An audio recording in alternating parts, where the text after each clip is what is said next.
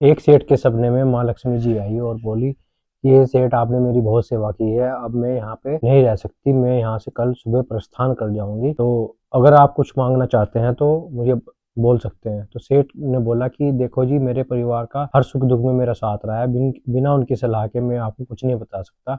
कृपया कर आप सुबह फिर कल फिर मेरे सपने में आइएगा और मैं कल आपको बताऊंगा। तो अगला दिन हुआ, यह वाक्य उन्होंने अपनी पत्नी को बताया, तो पत्नी ने बोला कि आप सुख समृद्धि और धन धान्य से परिपूर्ण ये वचन मांग लीजिए। तो उसने बड़े बेटे से पूछा तो उन्होंने बोला कि पापा जी आप बहुत ज्यादा धन मांग लीजिए। बड़े बेटे की बहू से पूछा तो उन्होंने बोला जी आप बहुत ज्यादा जमीन मांग लीजिए, ताकि हम आसानी से खेती बाड़ी करके अपना जीवन यापन कर सकते हैं।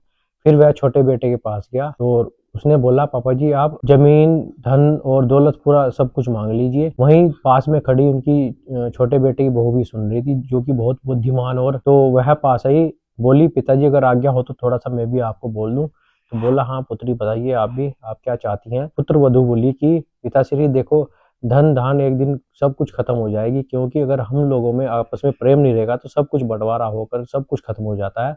कृपया कर आप आपस में प्रेम मांग लीजिए, जिससे हम लोग आपस में प्रेम से रह सके। अगर हमारे पास सब कुछ कुछ भी ना हो तब भी हम प्रेम से रह सकते हैं।